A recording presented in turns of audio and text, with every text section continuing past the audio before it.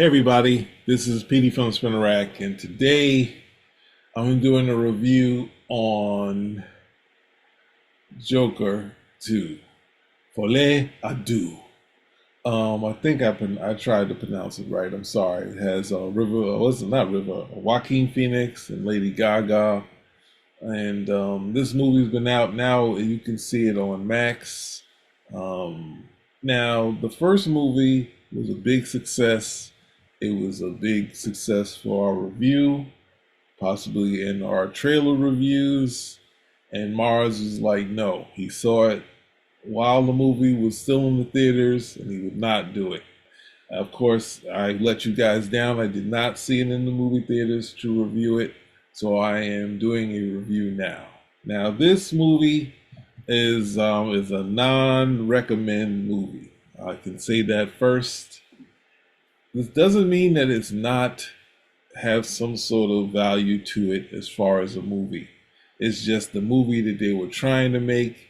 One of that classic saying, the wrong characters were in the right movie was made with the wrong characters. So I thought the wrong characters were made it's definitely not the right movie. It's one of those two phrases that goes along like that. Now, the bigger problem is that if you're gonna do this story is basically, you want to say it's not obviously this is the Charlie Manson the musical, right?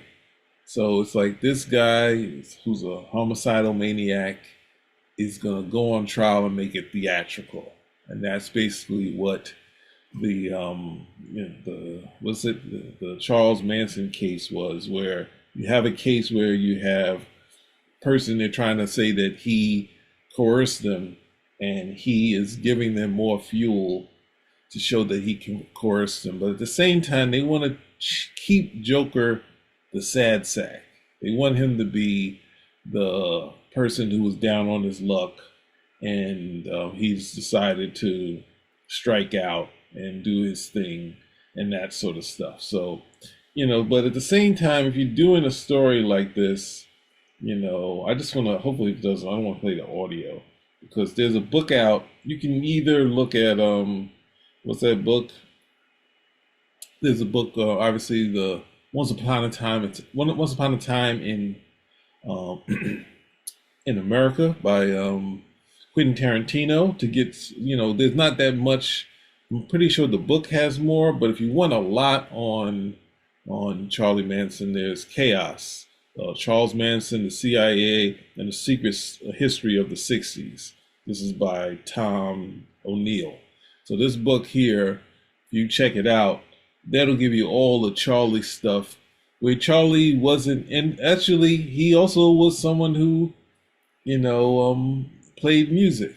And to say the success of the music, working with one of the Beach Boys, you have seeds to do Charlie Manson the musical. The only problem is nobody wants to see Charlie Manson the musical. Nobody wants to see that. So the idea, the logic in doing this, you can't even draw out any OJ similarities to this, because we have Charles Manson, we have someone who was that book says seemingly completely mad, right? And did some horrible things. So how do you make that into a musical? That's the harder thing. The closest thing is the theatrics of Natural Born Killers. That kind of had seemingly a rock and roll rhythm to it, even though that's not a movie I'm a fan of.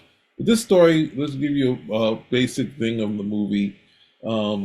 Joker, of course, is going to trial. He's in jail. He's struggling, and he has to do jokes to get good, be treated well by obviously the correction officer, right? So he basically is in this tough thing, and when he has to go meet his counselors and his lawyers and stuff like that, he walks past this singing crew of I guess prisoners, and obviously Harley Quinn, was it Harley and Quinzel is part of the singer, and she sees the Joker.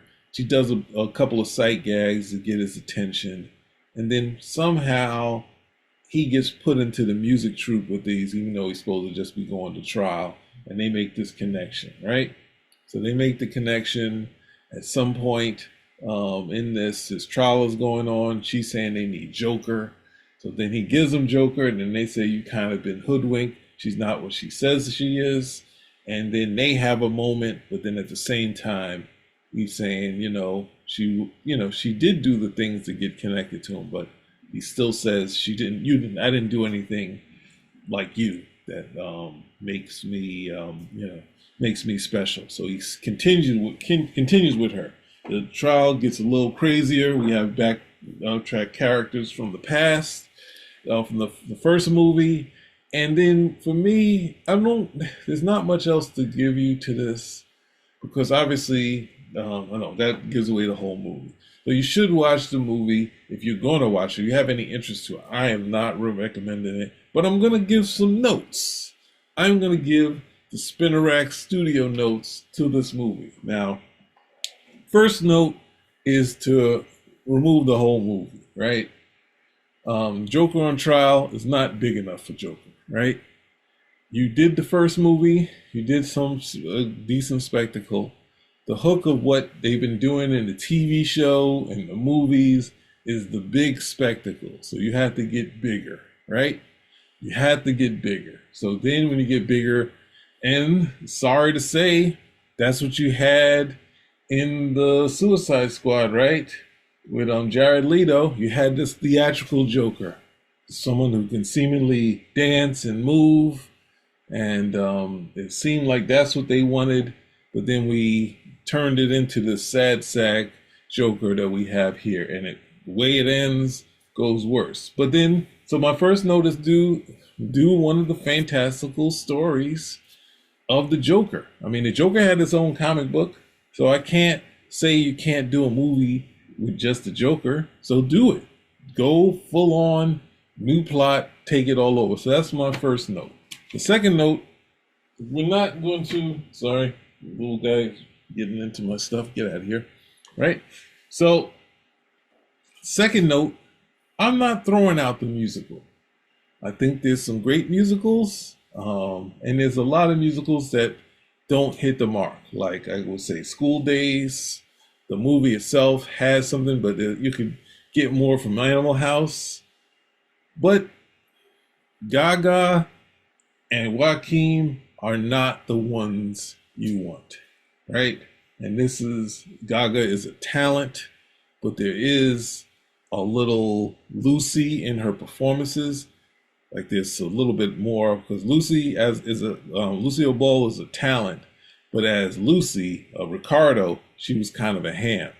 And Gaga has too much ham if they want to play up this, but I don't see, I think there's a cheesiness to Harley Quinn that they could play up, but Harley is definitely a character that can be theatrical and song and dance, but I need somebody else to do it. And then for Joker, I need someone else with the chops that they can go theatrical. So I'm just going to give you an example of one of my favorite shows of someone who can go from one motion to the next in song, not showing the graphic nature, because you're going to say it to be like he really went off the deep end here as usual, making something. I just want to show you how you can change the song from an actor. And this show took every time, it was just a comedy, but they always had theater stuff in it. And they always went from, like, if you're doing a musical, the transition from regular acting to musical, this is something that's the hardest thing to do. And even being at shows, I think the Spirit of 1776, they had some of the roughest transitions I've ever seen. But I think because this show was utilizing, that I'm going to show you, was utilizing stuff that already been done before, they could write stuff that would work right into the TV show. So, sorry, let's go here. And this is going to screw up my whole video, but who cares, right? So here we have The Odd Couple. We have Tony Randall and he is in a dejected thing. He was trying to do stand-up to insult Oscar, and he falls apart. He bombs terribly on the show, and he goes catatonic on the show. So Oscar and the host are trying to talk while what's the name? Felix is in a catatonic state, and he tries to go in his happy place by singing a song, right? So you'll see how the mood changes in this.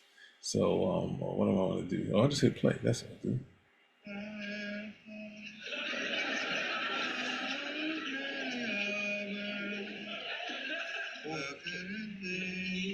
It's little orphan Annie. She and Sandy make our hair. I never seen her. Now here we got go from Shy.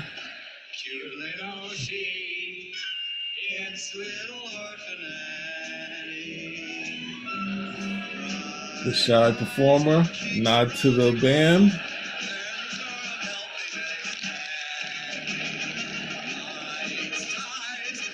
Now theatrical.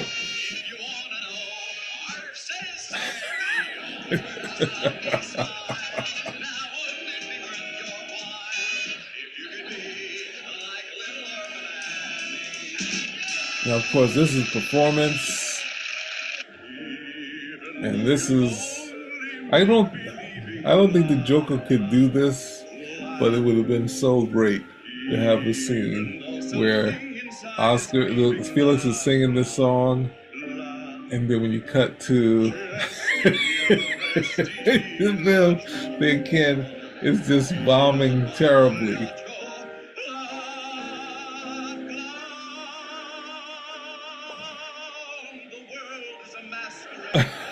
So that's all I'm going to give you for that. Sorry for the end, but that's the thing that I think if you're doing film, you need to look at, because they utilize every segue they could in between. With Tony Randall, his transitions to songs were just like perfect, even though he was utilizing stuff from his entire history of musicals, which is not creating your own songs. It's just showing you how you can make the transition very smoothly, right? And that sort of build up. So that's what you kind of want. And you want someone that can go, if you're trying to do this sad sack Joker, that was the point I was trying to make. You're doing a sad sack Joker, then you need him to go from this dejected place into this theatrical place. It just shoots off into the sky, into the stars. But otherwise, I definitely didn't like the end. And you don't end like that, even though you know that that's not the case. He kind of rejects this thing. He kind of felt like he was just having a moment. He's not, totally insane. He just was having a moment. And that's where he kind of lets down the audience and Harley. So ultimately, it's ending. Yeah, then there's the actual ending. He lets down Harley, he lets down his public, and then the ending is just like, good Lord. But it plays to, I guess, Scott Snyder's "Many People Are the Joker." So, this is not a recommend. It's not a recommend. It's a movie-wise, the story, could just be some independent film, but not for the Joker. It's just not something for the Joker. So that's my review of the sequel to the Joker. And regretfully, whereas DC had a big hit on the first one, indulging this and not having the actors and not having the songs to take this to the next level is why this thing, you need the theatrics of what the story is, you need the theatrics of the music, and I think I have to find a scene from the Suicide Squad to kind of sell the theatrics of it. But anyway, yeah, non-recommend, but whatever. The talents, they do their best with what they're trying to do here. So I can't say anything bad about them. They're trying to do their best, but it's just not the right movie for the right characters. That's how I'm supposed to say it. Spinner rack out.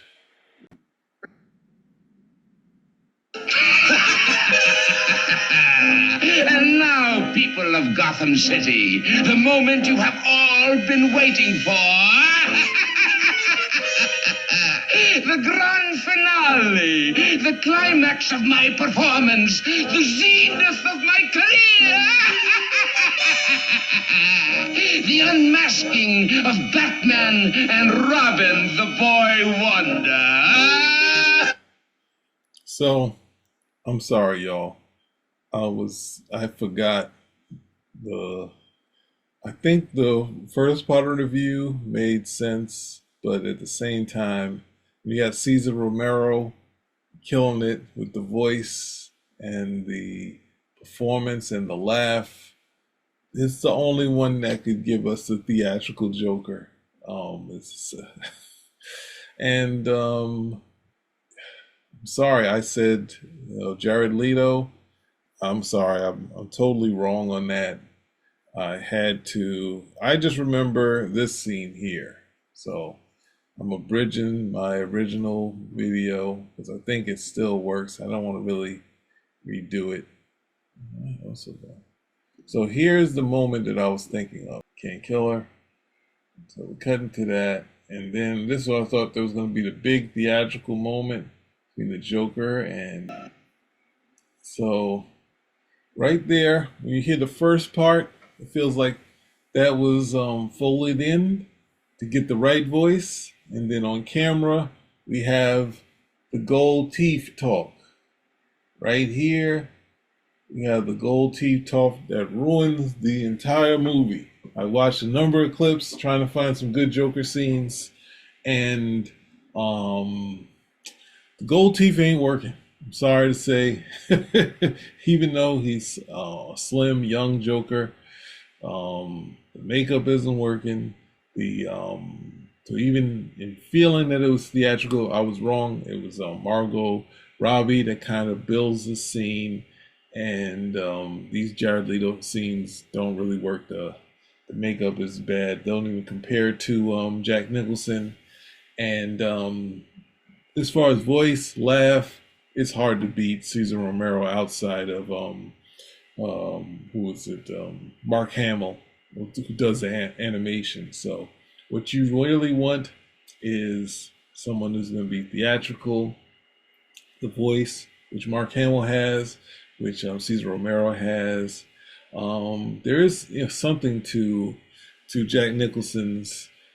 Can't go to Heath Ledger because that's just a homicidal maniac, so I can't get musical out of him. But I was thinking musical with Jared Leto. I was just thinking the visual, but then when I look at it, the makeup, the kind of put together, and then the gold teeth, it's kind of tough to talk with the gold teeth. You have to remember that. So that's the hard thing to do.